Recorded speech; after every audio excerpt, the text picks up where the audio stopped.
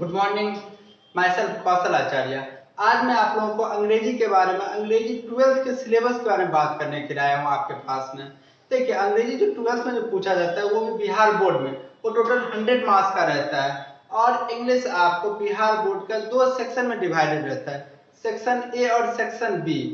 Section A और section B दोनों ही section आपको 50 मार्क्स कंटेन करते हैं। मीन्स इस section contains equal marks, means 50 marks, 50 marks. अब हम लोग आज खूब बढ़िया से बात करते हैं सिलेबस के बारे में। देखिए, क्योंकि मेरा ये मानना रहता है कि अगर आप सिलेबस समझ गए तो फिर आपको किसी भी तरह का कोई दिक्कत नहीं रहता है। If you understand the question properly, your answers become half sure.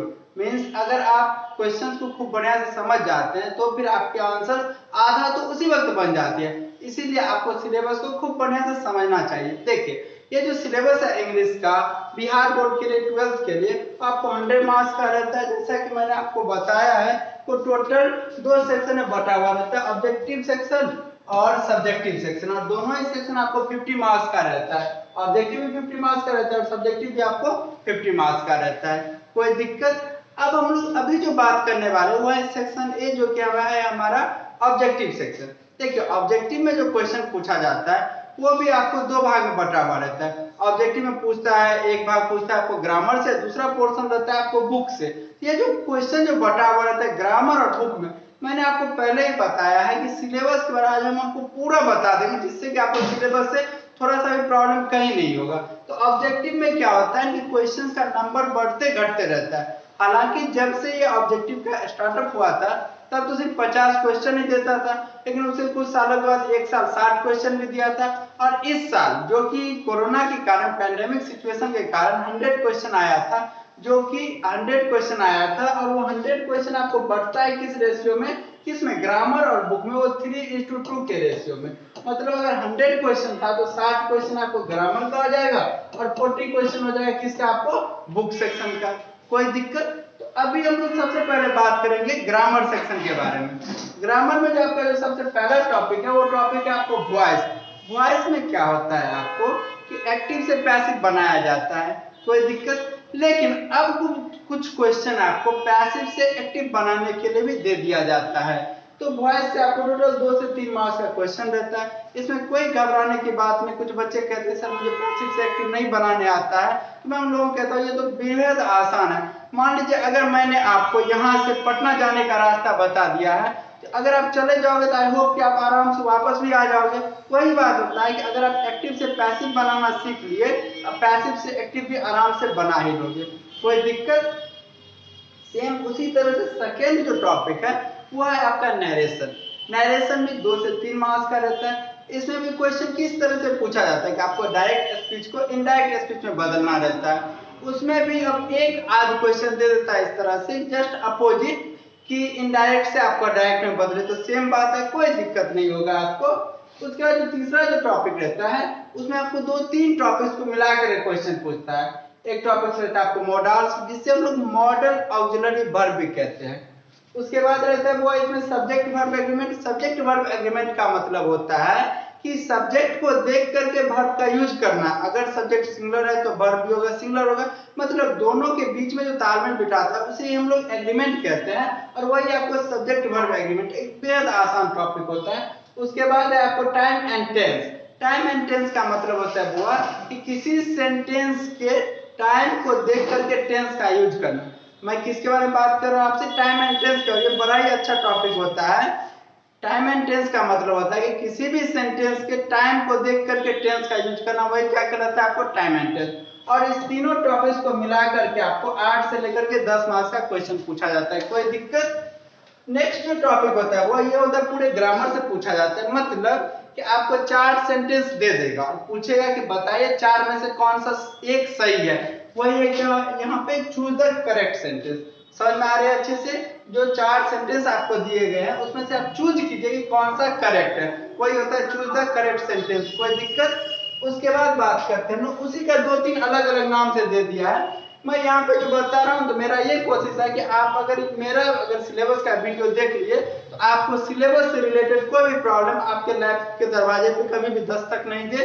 इसीलिए मैंने इसमें सब कुछ लिख दिया है कि करेक्ट सेंटेंस की तरफ पूछ सकता है, कभी पूछ देता है करेक्ट कॉम्बिनेशन के रूप में, कभी इसका नाम बदल करके पूछ देता है मीनिंगफुल एक्सप्रेशन। मीनिंगफुल एक्सप्रेशन कहने का मतलब हुआ कि ये जो चारों सेंटेंस है उस चारों सेंटेंस में कौन सा सेंटेंस पूरा एप्रोप्रिएट मीनिंग देता है, वही क्या कहलाता है आपको मीनिंगफुल सेंटेंस। तो इस टॉपिक से भी आपको भर करके क्वेश्चन पूछता है, वो पूछता है आपको 6 से लेकर के 8 मार्क्स का, कोई दिक्कत। नेक्स्ट टॉपिक है आपको प्रीपोजिशन। नेक्स्ट टॉपिक क्या है, प्रीपोजिशन। ये जो प्रीपोजिशन ये हालांकि पहले नहीं पूछता था, जब से ऑब्जेक्टिव आया है तभी से ये प्रीपोजिशन पूछता है, और प्रीपोजिशन आपको 3 से लेकर के 5 मार्क्स का क्वेश्चन होता है, कोई दिक्कत। नेक्स्ट जो टॉपिक है आपका वो टॉपिक आर्टिकल, एकदम छोटा टॉपिक होता है, बेहद आसान होता है। आर्टिकल से भी आपको 1 से लेकर के 2 मार्क्स का क्वेश्चन पूछा जाता है, कोई दिक्कत। उसके बाद जो नेक्स्ट टॉपिक है ये से वाला कि नया टॉपिक जुड़ा हुआ है स्पेलिंग टेस्ट। स्पेलिंग टेस्ट का मतलब क्या होता है, आपको 4 वर्ड्स दिए रहेंगे, उसमें से बताना है कौन सा एक वर्ड है जिसका स्पेलिंग पूरी तरह से सही है, उसे ही हम लोग स्पेलिंग टेस्ट कहते हैं, आप लोग बचपन से बनाते आए होंगे। उसके बाद एक वर्ड है सिनोनिम्स एंड एंटोनिम्स। सिनोनिम्स का मतलब होता है सेम मीनिंग वाला वर्ड। सिनोनिम्स का क्या मतलब होता है, वो सेम मीनिंग वाला वर्ड, मतलब जो समान अर्थ वाले शब्द होते हैं, जिससे आप हिंदी में पर्यायवाची वगैरह कहा जाता है।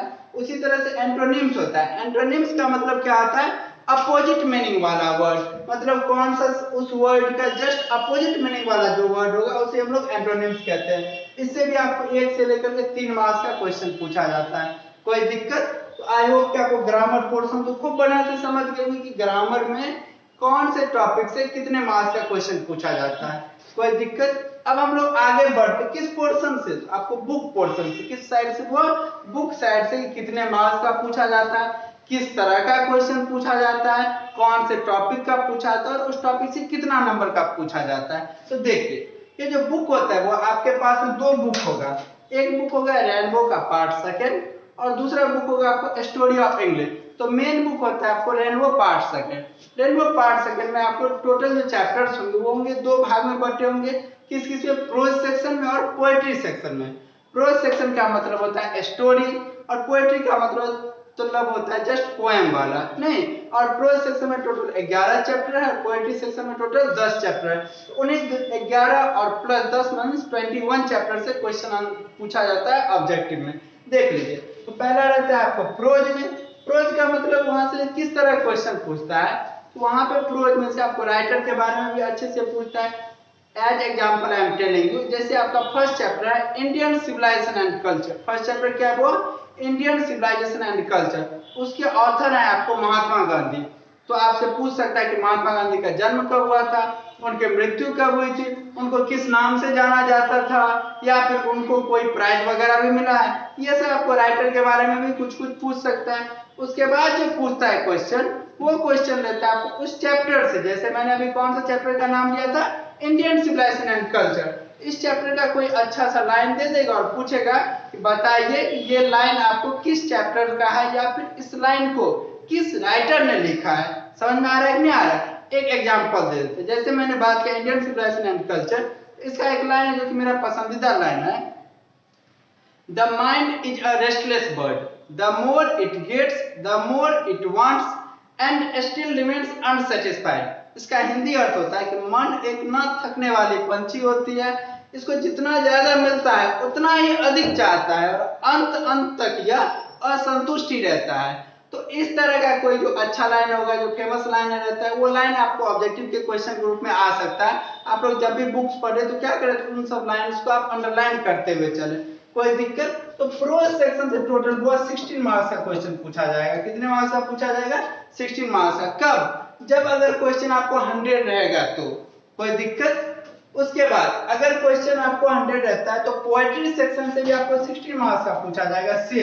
सेम इसी तरह का क्वेश्चन, थोड़ा सा आपको पोएट के बारे में पूछेगा कि पोएट का जन्म कहाँ हुआ था, उनकी मृत्यु कब हुई थी, या फिर उनके द्वारा लिखा गया कुछ और कविताओं या फिर बुक का नाम, या फिर क्या उनको कोई प्राइज वगैरह भी मिला, ये सब भी पूछता है। या फिर आपको उस पोएम का कोई फेमस लाइन, कोई अच्छा लाइन राइमिंग वाला आपको दे देगा और पूछेगा बताइए कि ये लाइन किस पोएम से लिखा गया।